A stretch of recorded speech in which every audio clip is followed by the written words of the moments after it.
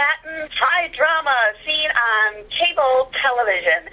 And you're listening to Days Gone By with David Lefkowitz on UNC Radio, you lucky people. Here on the Total Theater Tony Awards program, our special, we feel very special to have a guest back on the show, and we're always delighted to have her energy and her fun and her sense of humor and, of course, her expertise in theater. She's Eva Heinemann. She is the host of High Drama on Manhattan Neighborhood Network. Plus, please check out their Facebook page, which tells you all about this theater review show. It's kind of Siskel Ebert-y about the theater. And welcome back, Eva. I'm welcome to be back and talking about Tonys with you, because even before Days Gone By, you were on my show. And we were in Grand Central Station. We ended up in the strangest places to talk about the Tony Awards, you and I. That's right, all those years ago.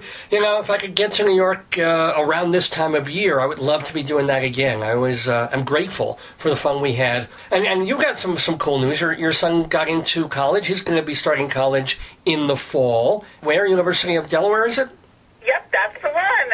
That's a good college, so we'll see what he becomes and turns into. Unfortunately, he will not do anything with theater. Oh, but you took him to so many shows when he was growing up. Why not? He just didn't get the bug? Nope. I guess he wants to make a real living. Well, there you go. No, kids like to rebel against their parents. As long as he's not a Yankee fan and stays a Mets fan, I'm happy. Well, I'm happy to have you here with us in the neighborhood talking about score of a musical, music and or lyrics for the theater. Score! Since, Met fan. The nominees are Fun Home by Janine Tesori and Lisa Kron, The Last Ship by Sting, Something Rotten by Wayne Kirkpatrick and Carrie Kirkpatrick, and The Visit by John Kander and the late Fred Ebb. Eva, your thoughts? This is an interesting category because I really don't know how they're going to go for this. In The Visit, you've got Kander and Ebb. This is like one of their last musicals. It's taken like 12 to 15 years to get it to Broadway, and it might get the sentimental vote. People didn't like the score that much, though. And Something Rotten is just this newcomers. Nobody's ever heard of the Kirkpatricks. It's just done this splashy, dazzling razzmatazz musical that is a love letter to the theater, and it's hysterical and it's funny, but a lot of the theater folks are kind of turning their nose up at it because, it's like, ew, they're so highbrow. Now, The Last Ship by Sting, this is like my personal favorite song. The minute the music came on, I was in tears. It's so moving. I haven't felt like this since, The Light at the Piazza. And rock and roll people have a history of winning Tonys. You've got David Bryan from Bon Jovi from Memphis and Cyndi Lauper for Kinky Boots. So he's got a good chance. And then Fun Home, you've got Janine Tesori, who's done a lot of Broadway shows, and Lisa Kron, an admired playwright.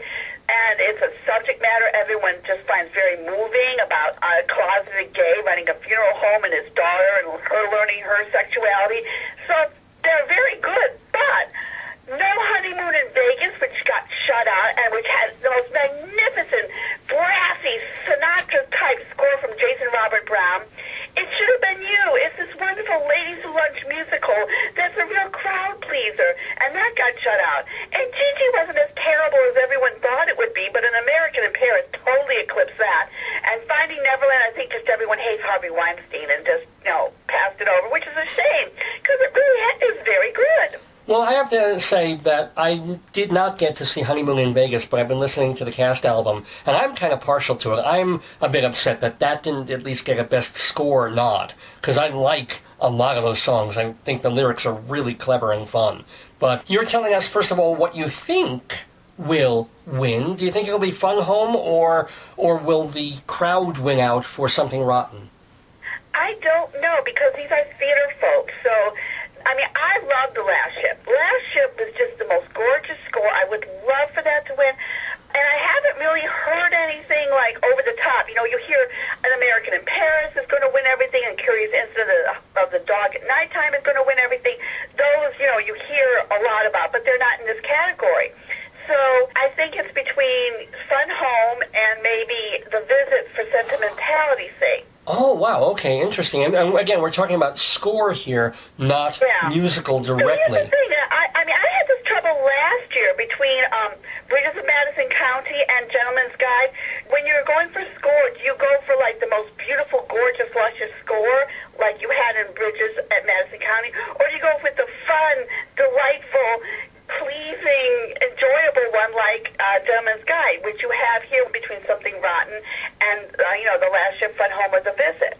The shows that you have seen this season, Eva Heinemann, what would be your favorite? And it doesn't have to be a Broadway show. Oh, well, it is a Broadway show, actually. Okay. It's hand to God. Hands down, hand to God. I have been in love with this place since I first saw it at Ensemble Studio Theater when it first came out. I saw it at MCC, and I did something I have never done in my entire life. I was so happy that all those 5 people, I got 5 nominations, Stephen Moyer, Sarah Stiles, Morris von Stolpenagel, Robert Askins for Best Play, and Geneva Carr for Best Actress. I sent them flowers, congratulatory flowers. I was just so damn happy. Good Lord! I was doing cartwheels. I was so happy that it got all those nominations. I have to say, all right, Eva, I saw the show when I was in New York a couple of weeks ago. Did nothing for me. I laughed a couple of times. I said, oh boy, aren't they being really, really out there and outrageous. But just what did you love so much about it? See, I haven't seen it on Broadway, so I don't know if it's translated yet or not, because I've seen it in smaller theaters. Okay. So I don't know if maybe you were too removed from it and you weren't, on top of it.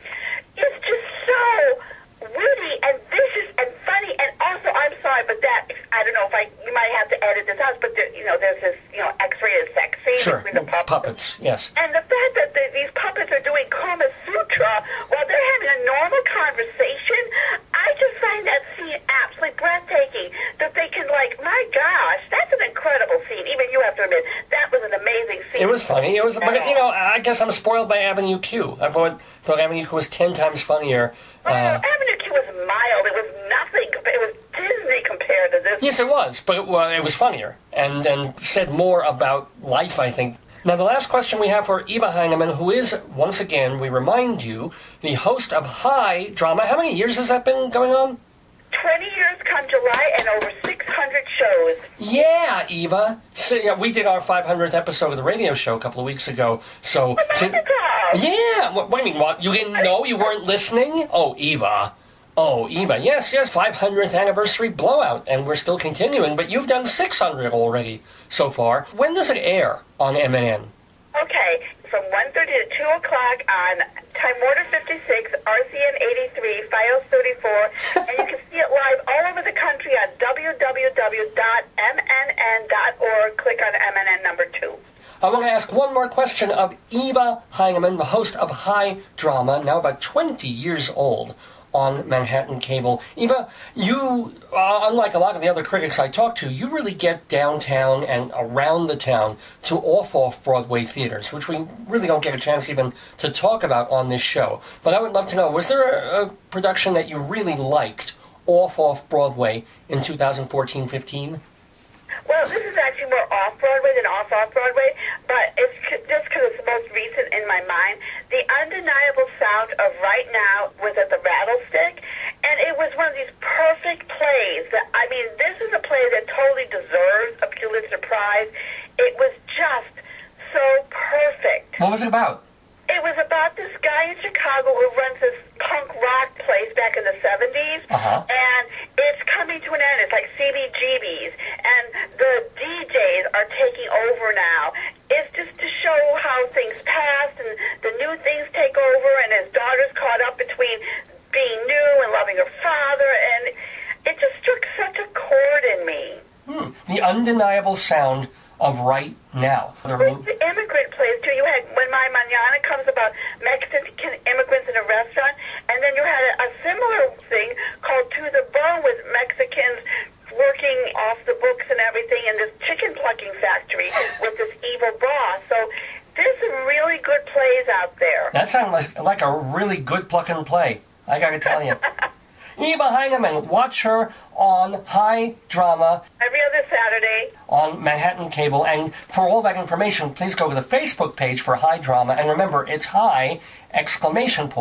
Drama. Well, we've been happy to say hi once again to Eva Heinemann. And unfortunately, we have so much more to do in this episode, we have to bid her bye, but wish you a great Tony time. Hey, do you have Tony plans? What will you be doing?